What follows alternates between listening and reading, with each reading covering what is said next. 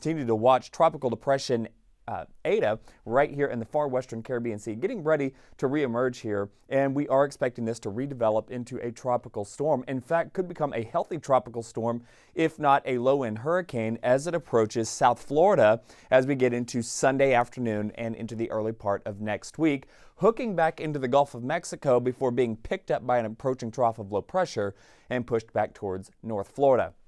The computer models are in good agreement with this, by the way. You can see it hooking up towards Miami, maybe out towards Fort Myers and Naples and Tampa, and then backing off to the right as that front begins to push on in. So here's how it looks on the map. You can see right here pushing across Cuba, getting into the weekend, perhaps over towards Miami as we head into the wee hours of the morning on Monday. But I want you to watch carefully. See that right there? That is a front that's going to be pushing on into the Gulf of Mexico and picking up this storm and then moving it right on into Florida. So again, we are not anticipating that this is going to be a problem for Texas whatsoever. What we will be dealing with, of course, is lots of sunshine heading into your Friday, Saturday, and Sunday. Temperatures in the low to mid 80s as we head into next Monday and Tuesday.